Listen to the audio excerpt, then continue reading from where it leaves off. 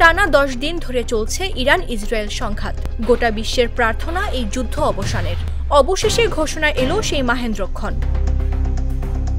ট্রাম্পের যুদ্ধবিরতির ঘোষণার পর ইসরায়েলে 1 ঘণ্টায় 6 দফা মিসাইল ছুড়ে যুদ্ধবিরতি শুরুর ঘোষণা দিয়েছে ইরান। মঙ্গলবার ইরানের রাষ্ট্রীয় সংবাদ মাধ্যম প্রেস টিভি জানিয়েছে, ইসরায়েলি ভূখণ্ডে কয়েক দফা ক্ষেপণাস্ত্র হামলার পর ইসরায়েল ও ইরানের মধ্যে যুদ্ধবিরতি শুরু হয়েছে। এদিকে ইরানের রাষ্ট্রীয় টেলিভিশন নিউজ চ্যানেল IRINN জানিয়েছে, কাতারে মার্কিন ঘাঁটিতে ইরানের সফল হামলার পর এই যুদ্ধবিরতি ইসরায়েলের উপর চাপিয়ে দেয়া হয়েছে। রাষ্ট্রীয় টিভি চ্যানেল এক বিবৃতিতে জানিয়েছে, ইরানের হামলার পর মার্কিন প্রেসিডেন্ট ডোনাল্ড ট্রাম্প যুদ্ধবিরতির জন্য মিনতি করেছিলেন এবং এই বিবৃতিটি উপস্থাপক পড়ে শোনান। বিবৃতিতে ইরানের ইসলামিক বিপ্লবী গার্ড বা IRGC সেনাবাহিনীর প্রশংসা করা হয় এবং ইরানিদের প্রতিরোধকে সম্মানও জানানো হয়েছে।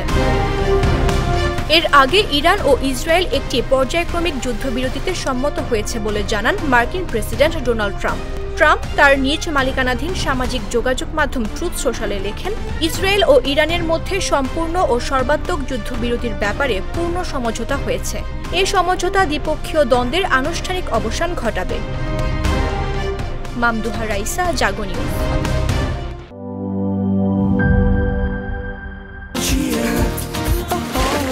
চিল হবে রিফ্রেশিং মুডে। চিয়ার আপ, চলো উড়াই খুশি।